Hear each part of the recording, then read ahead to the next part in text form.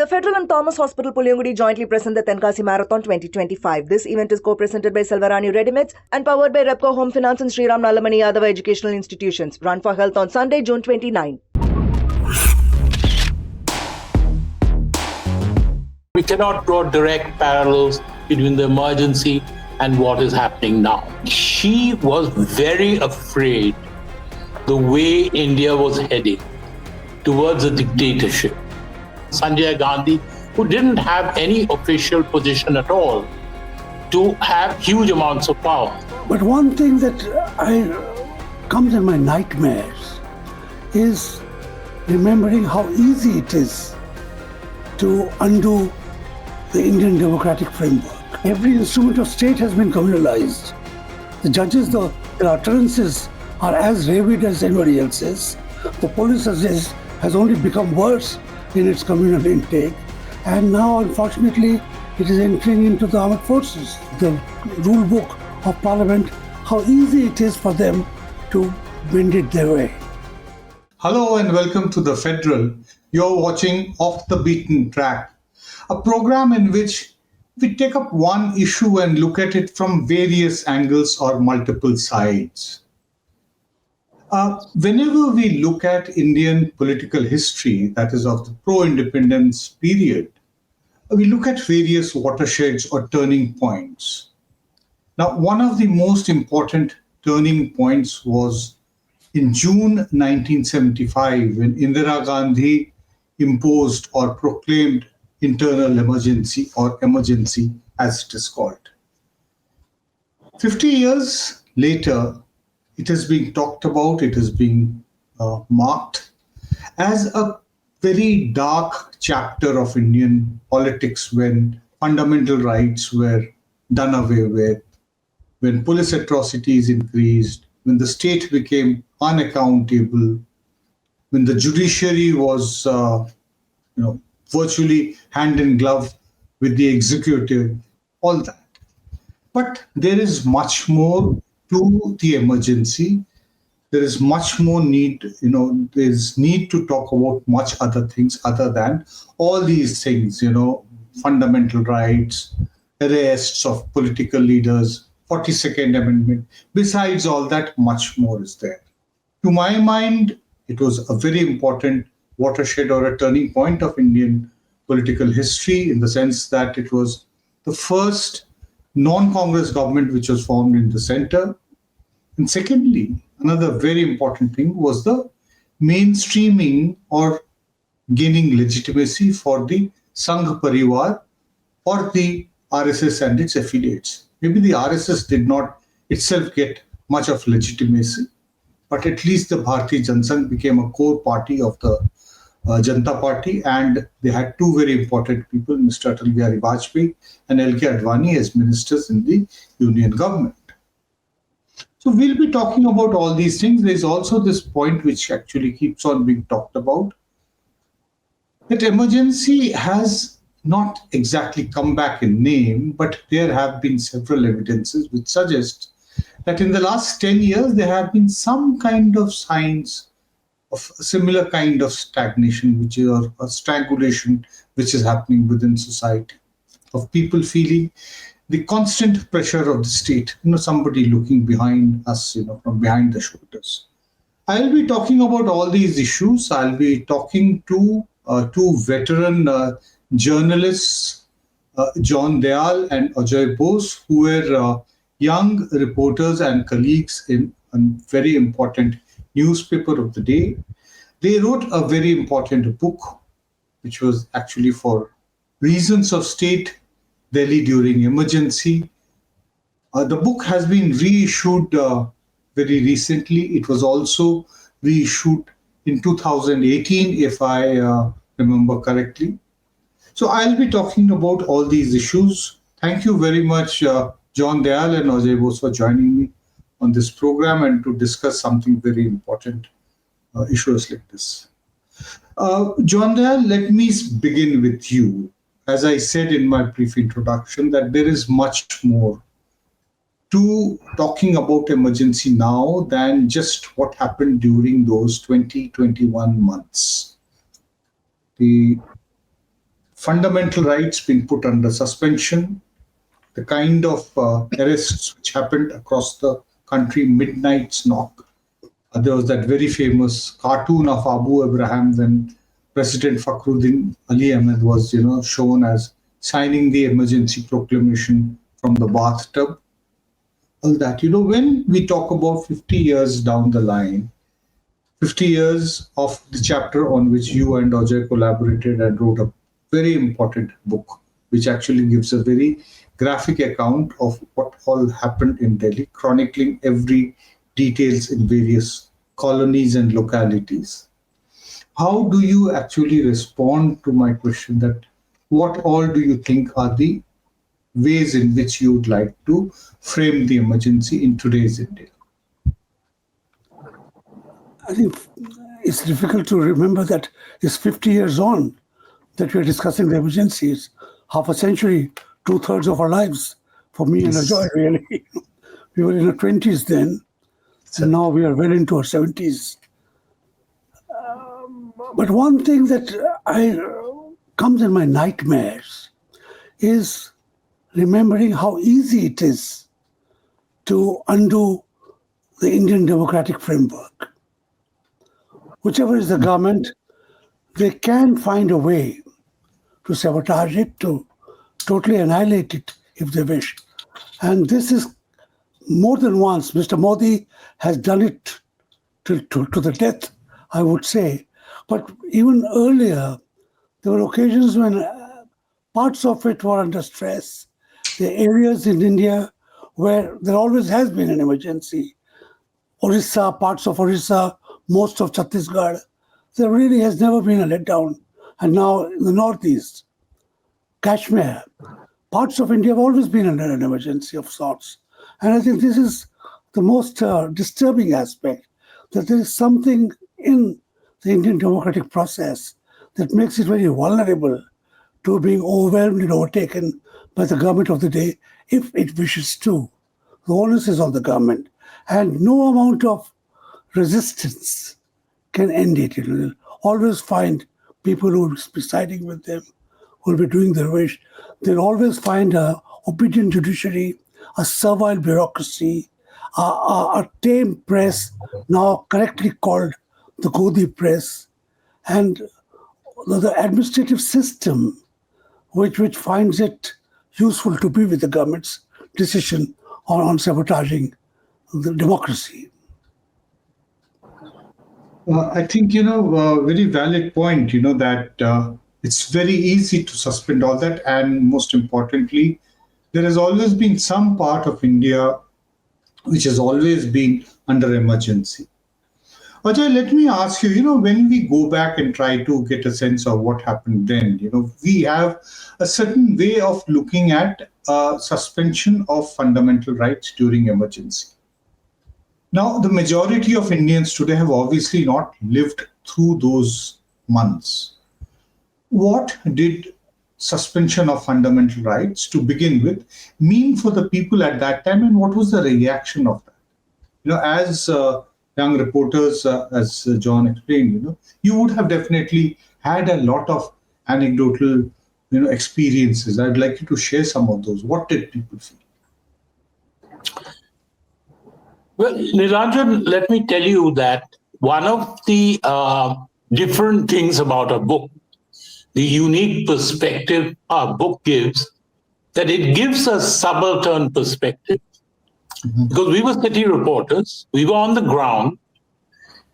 So we gave what the common man, that famous term common man, felt about the emergency. Now, on the one hand, of course, we had these very, very unprecedented, developments during the emergency, all, mind you, under the law of the, new draconian laws, which allowed the government to imprison most of the opposition leaders. It allowed the government to impose blanket censorship. And, of course, it allowed Indira Gandhi, the then Prime Minister, and her son, Sanjay Gandhi, who didn't have any official position at all to have huge amounts of power. Now, these were all tremendously new things that happened. But the result of that, this suspension of fundamental rights, the suspension of the Indian constitution, as it were, by a certain provision of the constitution, which was meant for a very, very, very special time, that also meant something very unique for people on the streets, people who lived in the slums, people who lived in middle-class colonies. And as the emergency proceeded, we saw certain things which, as city reporters, we have never ever seen. Now, because there was no media coverage, we first saw the demolition drive. Mind you, the demolition drive was a part of Sanjay Gandhi's 5-point program of beautification of Delhi. And Delhi was a capital city which bore the brunt of emergency atrocities. And you saw colony after colony being razed by bulldozers. And then in April 1976, they started this absurd forcible sterilization program. Now, family planning, mind you, was, obviously a major program of the government, a major policy of the government, but this was forced sterilization. Coercion was brought. The whole thing of disincentives and incentives started, and there were quotas fixed. So there was a complete chaos and confusion. About 5.5 million sterilizations happened, in just about a year's time. And it was I think it was 5.2 million. Okay. I think that was the figure which was given. And about 2,000 people died because of this. But, these were hallmarks of the emergency, which we had never seen. I mean, very correctly, John mentioned that, the poor people always was at the, receiving end of the state, and they didn't have many rights. But here was a complete eradication of any kind of rights. So I think the degree, the sheer sort of brutality of the regime, and particularly for poor people, I think that is the defining sort of character of the emergency. Right. I think that's very well said and explained that the poor people was at the receiving end of what the state was doing at that time. Now, John, we were also talking about the judiciary. There always being a judiciary which is willing to become subservient. There was also this 42nd Amendment which was passed by Parliament in 1976, November 76, if I remember correctly, which was said to be a kind of a mini constitution. Now, that became also, after the defeat of Indira Gandhi in 77, the Janata Party moved towards, annulling parts of the 42nd Amendment, but several of those stayed on. Now, when we look back at that, there were, of course, several very positive things in it. But over the last few years, few of the insertions are being used also, as you said, by the present government. Like, for instance, this thing called the duties of the citizens. At the moment, the duties are being given priority over the rights of people. Say that before you demand your rights, it's actually more important for citizens to ensure that they perform their duties. Now, when we actually look back at functioning of Parliament, because there is very little understanding of how Parliament was functioning all those months without the opposition. Was it only the treasury benches which were filled at that time? See, we were city reporters and I was not covering Parliament. Yes. But there is a city assembly also which is there, and Parliament functions for the most time with no people there. Apart from after a question hour, there's hardly anybody unless there's a whip. Yeah, or that somebody. is true about it even now. That's true. All this 75 years of Parliament Yeah. itself. It's never that we have a full house desperately debating every issue. Most of them are by consensus. Most of them pass without debate. Most of the points raised by the opposition are almost never accepted. And then the opposition doesn't, even if it walks out, it makes no difference. The act has become a law. So I wasn't there in the Lok Sabha to see how it functions without. But after that, when I did start covering Parliament, soon after the emergency was over, it's so easy to, as I was just saying, so easy to see how easy it is to run Parliament in a dictatorial manner. It is the Speaker's powers, the fact that the opposition can be broken up, can be divided on other issues so they don't come united. The fact that the ruling party and its thugs would always be there to berate, and irrespective of whichever ruling party there is, that's not there. But the thugs will have power because the Speaker will be supporting them. And I've covered Parliament quite a lot in my later years as a journalist. And I've seen, as I was saying about democracy itself, that parliamentary democracy, parliamentary practices, the Shagdar, call and Shagdar, of the rule book of Parliament, how easy it is for them to bend it their way. The deputy chairman currently is having a gala time, is running a government all by himself, is a one-man opposition to the opposition, a one-man support line to the Prime Minister. And this is possible now, you say that. So it was possible, but officially most of the opposition in jail. The seats were not cancelled. They were not declared vacant. There was no election There was call. no by-elections for those seats. Yeah, so they were just in jail, as can happen. And the jailer obediently informed the Speaker of the House that the following few are in jail, which is the normal practice that they say.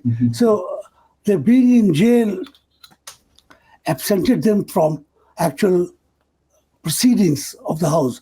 But it's a moot question, as I was saying, to what extent there would have been, unless it's an overwhelming majority, which even in 77, the Janta could not really get. So it's difficult. I can say parliamentary democracy did not equip itself. The congressmen who were remaining, they were congressmen, but they were also parliamentarians. They really became servants of Mrs. Gandhi and abdicated all the responsibilities as parliamentarians. Okay, let's try to, Georgia, get a sense from you that why was emergency imposed? There, of course, was an agitation going on against the Indira Gandhi government. It started in 1974 from Gujarat, the Navnirman movement. Then it came to Bihar and UP, mainly Bihar. Total revolution, Jai Prakash Narayan giving a call. The parallel development was, of course, the Raj Narayan case. We're talking about accusing Indira Gandhi of electoral malpractice, and the judgment came out very famously in the early part of June 1975. And so the question is that just a day before emergency was proclaimed by Indira Gandhi, she got a kind of a partial relief from the Supreme Court. There was a single judge, vacation judge, Justice Krishna Iyer, himself one of those judges who actually stood up to the powers on various occasions in history. Despite that, the fact that she continued to be a member of parliament, despite that, why did Indira Gandhi panic to be and impose emergency? What is your sense of it? We'll, of course, never get to know about it because she's not really spoken about it ever. Firstly, before I go into the history of the emergency and why it happened, just want to make a very quick point about Parliament and comparing it then and now what happens. And I think there is a huge difference. Let us not trivialize what happened in Parliament during emergency, because Parliament obviously was suffering the huge trauma of so many opposition leaders being arrested. I mean, this was an electric shock across the political, spectrum. And I think that Parliament just simply did not function. It was completely shocked. That is not true today. You have contests, you have debates, but at the same time, of course, there is obviously very prejudicial behavior by the ruling party and their representatives, and so you don't. So we shouldn't mix up these two things. We cannot draw direct parallels between the emergency and what is happening now. Now, to go to the history, now there are many reasons which are speculated upon, and I have my own reasons for what happened. And there was not one, but several. I mean, of course, the immediate trigger to, these cataclysmic decisions which Indira Gandhi took was the fairly controversial judgment about in the Allahabad High Court, where a lower court in Allahabad ruling that her election was not quite legal, and Rajnarayan had filed a case against her. And then, although that was stayed, I think Indira Gandhi was a little worried about what could happen to her.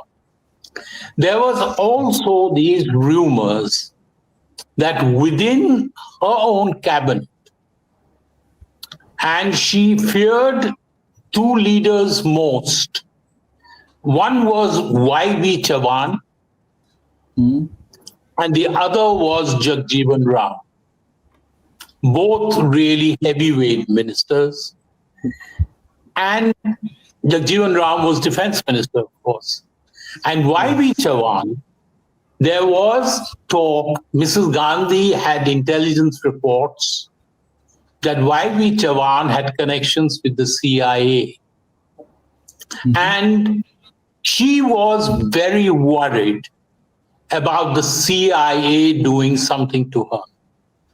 Now, this was something which one of her close allies, the Communist Party of India, also believed. They were, of course, very anti-CIA, being very anti-US. So I think all this was building upon her. And she turned to her very old friend. When they were young people, they were very friendly, Siddhartha Shankar Ray, a very, very smart lawyer. And Siddhartha Shankar Ray came up with this idea of the emergency. Now, I think it was quite fortuitous that just at that time, Sanjay Gandhi was thinking on these terms. Of course, he did not have the legal brain to think of a constitutional way to suspend democracy. But Sanjay Gandhi was always very, very impatient with the kind of constitution we had, the kind of democracy which we had. And he was keen that India move along a much faster track, and which kind of threw away all these democratic sort of restraints we had about civil rights, human rights, and everything. So I think all these combined for Mrs. Gandhi, quite reluctantly, I think, because Mrs. Gandhi was a very astute politician, a very competent politician, and she really liked the cut and thrust of competitive politics. So I don't think she was very happy even during the emergency period, as she saw that entire field of competitive politics she excelled at. just going away completely. And she was very worried, where would this lead to? But I certainly feel that all those reasons which I had mentioned could well have been behind, her taking this drastic step. In retrospect, I would say that fear of a regime change, the CIA hand, as we all call it now, was quite real in a sense. And if you look at the events from the CPI perspective, that this was quite a major issue, that CIA would intervene, and the only way CIA intervened was by overthrowing the person in power. Indira Gandhi. Yeah. And very soon after that, and this is what Mrs. Gandhi used to tell people, that her decision was vindicated, was, sort of Mujibur Rahman's assassination and, the coup in Bangladesh, which many believe the CIA had a hand. So, the CIA was doing this all around the world. Yes, I think so. But then the question is that why did Indira Gandhi, decide to lift emergency and conduct elections in March 1977? Taking off, John, from what Ajoy was saying, that she always liked the competitive politics and she wanted to get back to it and get the, legitimacy of people's mandate. I think deep down in Indira Gandhi, the seed of democracy was not dead, is how I would like to say, because she had no reason to lift the emergency. She was going strong. Things were fine. Sanjay Gandhi was dead. Parliament's term had been extended. Everything was going fine. But I think she so desperately sought to regain legitimacy in her own eyes as much as in the eyes of the people of the world, that she took the chance, and she took it knowing well that she would be routed and that coming back again may not be possible. She knew that she would be routed. But it was so obvious, when Ajoy and I were covering the election of 77, people were not going into the secret area to vote. They were taking the paper and stamping it right on the spot. Openly. Well, if I may just butt in here, it's very interesting to think, what happened, because I think certainly she was missing that competitive politics. But also, I think she was very afraid the way India was heading towards a dictatorship.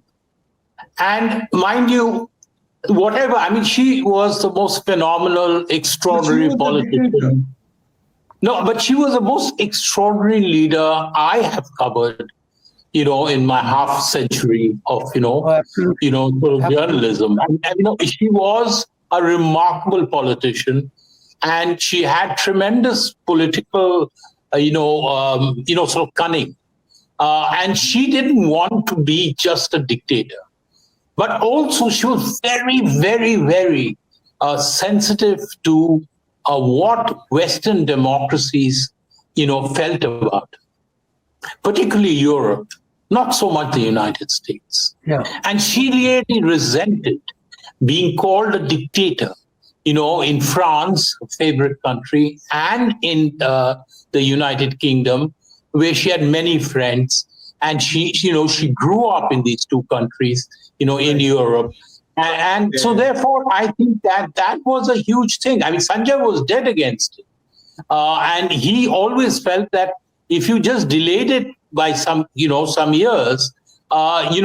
she would have won. And who knows? I mean, it's very difficult to say whether, the people would have just lost hope and they would have completely sort of crushed any kind of, and they could have just rigged the election like people, have done, dictators have done. Right. John, Ajoy referred to Indira Gandhi facing threats from two people, Y.B. Chavan and Jagjivan Ram. Now, if we actually go back and look at the sequence of events, it was possibly Jagjivan Ram, H.N. Bahuguna, and several other Congress leaders' decision to part ways with Indira Gandhi and become part of the opposition front, which actually settled the issue against the Congress party in the 1977 election and gave the Janata Party a chance to form the government. Now, when the Janata Party government was formed, what was the sense of journalists and other observers at that time about the stability or the possibility of this new front, working and putting together a cohesive government? Ajoy and I remember vividly the campaign and the coverage and the way we did it. The scenes and sights we have seen are difficult to even express them, The Jama Masjid, the whole election campaign is like covering the Kumbh. Pure sheer involvement of humanity in it. I think the press went along with the flow. Please remember, it's the same press which had kept quiet in the emergency, and Exactly. while many claim to be heroes, in reality, there are very few heroes of the Indian emergency press. Who would have dared? We saw RSS workers dancing with the Imam's followers, in Jama Masjid. It was one of those amazing times. Even if we tell it to our own children, they faint. Believe it, I say. But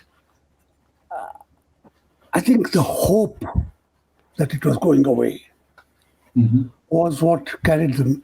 The media didn't have a mind of its own. It was divided. The Jute press was its own thing. HT was on its own right. The South was a country by itself. So, because we did some work with the Second Press Commission to understand the media understanding of the emergency and the post-emergency. So I can tell you that with some knowledge, after having met and talked to and interviewed scores of editors who were there during the emergency, including those of the Malayalam Manorama and the Hindu. They didn't have a clue what was happening, frankly, if you ask me. Right. The sheer sweep of the North India elections. There were two different elections. There was an election. Yeah, she lost her own seat. Nobody could have ever thought that.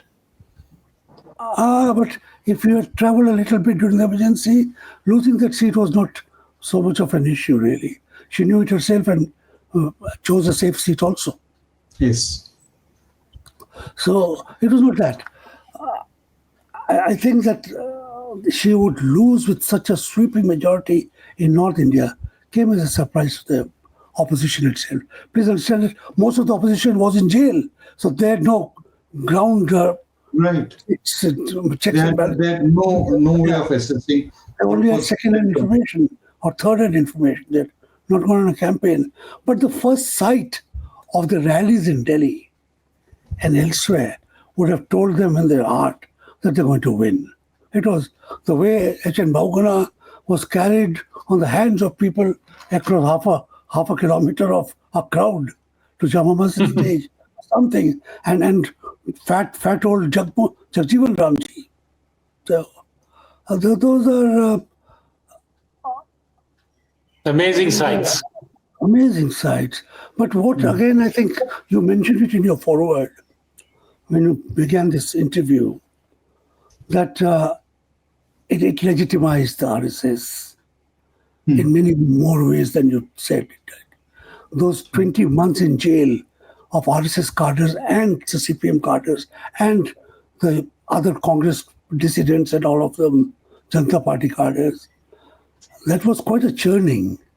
And the human relations that they developed did a lot towards the political activities that they found therefore so easy, that the CPM found so easy to be an ally with RSS, was the result of the 20 months that they had sweltered and sweated and feared. Actually, not just 20 months. If you actually look at it sequentially, even before emergency was imposed, as early as March 1975, when the agitation against Indira Gandhi's government was raging and Jayaprakash Narayan was at its lead, he was invited by the Bharatiya Jansangh to come and address a meeting of the Jansangh's national executive. And in Delhi, he made the speech in the Ramlila grounds that very famous statement that if you are a fascist, I am also a fascist. Saying that this criticism about the RSS and the Jansangh is all absolutely wrong. So there was some kind of a legitimacy, and not just from Jayaprakash Narayan. In fact, even what were the part of the socialist parties, even those people also allowed the Jansangh to gain legitimacy, and they said that this was actually part of the old line which was forged by their leader Ram Manohar Lohia way back in the 1960s. During by-elections, they used to have alliances with the Jansangh leaders, and even in 1967, when Jansangh was very much part of the SVD governments in various states. So there was a certain process, but yes, becoming part of the Janata Party and getting two important portfolios, as important as external affairs and information and broadcasting. When you were talking about journalists then and journalists now, I constantly keep on reminding people and use it in all my articles, that famous statement made by Mr. L.K. Advani about journalists, that they were asked to bend and they crawled. So I think, that kinds of, really sums up what you said, that they did much more than what was really expected of them. And many people feel that in the last few years, we've had, somehow, as John was saying in his first statement, Ajoy, do you also have at various times found that, oh God, that this feels just like the same? In fact, Advani, you might remember in 2015, in various interviews, he had said, emergency may not be imposed again in name, but you will be able to sense the feeling of emergency. Yes, Ajoy. No, I don't think it is the same. I feel the emergency was a completely different project. And what we are seeing today over the past decade is quite a different project. I think the emergency did not have a certain ideology behind it. I think it was basically a Bonapartist coup, and it was a manufactured kind of crisis, which the state used, and the state led by Indira Gandhi and Sanjay Gandhi and his coterie. Here we have a completely different thing. But what we have is that certain outward manifestations. Now, what was unique about the emergency? Because of censorship, the media was completely crippled. And the media could not really write the truth because there were actually laws banning them from writing anything which was against the government. Today, there are no rules, but the mainstream media chooses not. That is because the government very insidiously has got through to the proprietors of various television and print organizations and have tremendous power over them. Secondly, individual journalists, that is correspondents and television anchors themselves have really tried to curry favor, and therefore you have a situation which amounts to the same in the sense that there is no credibility of the media. Then you have the judiciary. Now, during the emergency, the judiciary was forced to just whatever the government of the day said, they had to do it. But because it was an emergency, the judiciary's hands were tied. They really couldn't follow the letter and spirit of the Constitution. Today, however, we are seeing that although there is no emergency, the judiciary as an institution, there is no question the credibility of the judiciary. I mean, otherwise, how would somebody like Omar Khalid languish in jail for so many years without even a case filed against him? I mean, this is just one case. There's so many of this. The case of this poor father, Stan Smith, this poor priest that really is something which is extraordinary. It's absurd. I mean, the way he was killed by the state. So, but again, there was no emergency. There was no law that, made him do that. They just use whatever the existing laws were. And so this is quite different. And the third thing, which wasn't there during the emergency, although when we reissued the book, relaunched the book, and when we wrote a new introduction, the new introduction, we did also mention that if you look back at the emergency, the people who really suffered most were the Dalits and the Muslims, the poor Muslims and the poor Dalits. And at certain areas like Turpan Gate and this thing, the police also was quite communal, on the day the big Turpan Gate massacre happened. Yes, we have total evidence. You mentioned in the book, I anecdotal remember evidence. that. Yeah. So,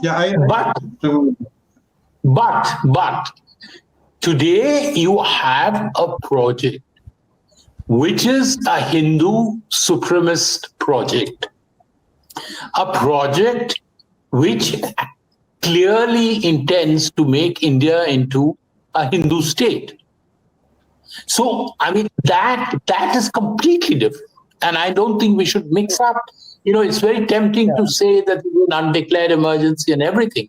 But, the two are completely different things. Right.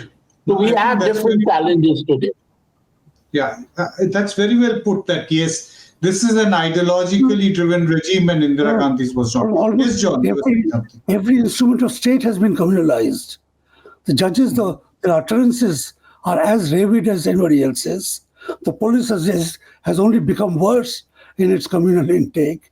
And now, unfortunately, it is entering into the armed forces. Right. Let me try to get in last comments from both of you. So, Ajoy, as we mark 50 years of emergency being proclaimed, I'm sure that all leaders from the BJP also would be making statements to use it once again, like they have been doing over the last 11 years, as a stick to beat the Congress with, talk about, how democracy was murdered. What do you think are the lessons for the people to take from emergency, whatever is discussed at that time? How should it be looked at? Well, it's very difficult. When the emergency was over, I mean, I remember Mark Tully and I discussing, whether this can come back. Right. And we said, we were discussing it and we said, can it ever come back? And both of us felt that it was very unlikely. And indeed, after that, there was no question. The courts got stronger, more independent, more interventionist. And there is no question that after this, several decades of coalition politics, particularly, I don't know what would have happened if Sanjay didn't have that accident. And if after Mrs. Gandhi's comeback, if Sanjay had grown very powerful, these are things which we don't know. But the fact of the matter is that till the advent of the new BJP, and I call it the new BJP, because this BJP is completely different from Atal Bihari Vajpayee's BJP. Right. So we should make no, comparison between these two different entities. I personally feel that the lessons we learned during the emergency were that institutions in India, democratic institutions in India, and we started up with that, are not strong enough to really resist a determined effort by the powers that be to subvert them. But why are we lamenting this? Because we are seeing in front of us the supposedly other great democracy, the United States. Yeah. So several other countries also. Democratic institutions crumbling in front of her. Yeah. So I think democracy as a whole, and we're seeing this all over the world, not in India, not in the United States, across Europe, wherever democracies are, there is a huge challenge to the kind of democratic promise, which talked about human rights, which talked about free press and everything. They're all in danger. So it's not just India. John, your last thoughts on it? You agree with what Ajoy was saying that yes, besides in democracy, the media and various sections, but also the minorities in every country, is facing some kind of an assault. The Dalits still continue to, and they are the biggest minority, 15% of the Yeah. whole population. In fact, in reality, they are bigger than the Muslims. Yes. They will always suffer, and Christians and Muslims will. Today, the Muslim is a non-person. He's not part of Indian democracy. And that's a crying shame. Shame for all of us and shame for the government in power. What I fear, and I just take it on from what Ajoy said, is the absence of an ideological underpinning in 1975 and the overwhelming presence of such an ideological underpinning of the situation today is the danger. Indira Gandhi's emergency was over in 17 months. The elections were called, the emergency was over. It was forgotten in many ways, you could say, but remembered only by way of punishing Indira Gandhi. And its impact on government and governance systems was minimal, apart from what we have said, exposing how easy it is to sabotage the Indian state. There was no ideology to forget or to be retrained. Today we have instruments of state which have been programmed, which have ideologically driven. And even if Mr. Modi was to lose tomorrow, it is going to take more than 1 month or 1 year or 10 years to undo the damage. That is a real fear. What you have done to education, we've not even discussed that. What you have done to education will take 2 generations to undo the NEP and its impact on the education. What you have done to higher education may never be undone, really. How do you, it's like the Cambodia, it's like Pakistan's Bangladesh. When you do away with an entire generation of intelligentsia, where will you get them again from? Where will you get people who can think, who can do all those nice things that civilization needs? That is my fear. That today, the fact that the ideological pressure is so strong, its penetration so deep and so long, that undoing this emergency, different as it is from 1975, is really going to be a task for all of us. The fact that globally it's a challenge makes it even worse for us. Well, I'll conclude on this point, not a very optimistic thought, from both of you, but I think this has been a very important discussion, and the two of you have very ably articulated the thoughts and, being able to say what as young newspaper reporters you saw at that time and how you have reported on India over the last 50 years and your thoughts about contemporary India and how various trends have changed over these decades. Thank you very much for coming and joining me and sparing your time for this very important discussion. Thank you very much. Thank you. Thank you. Thank you.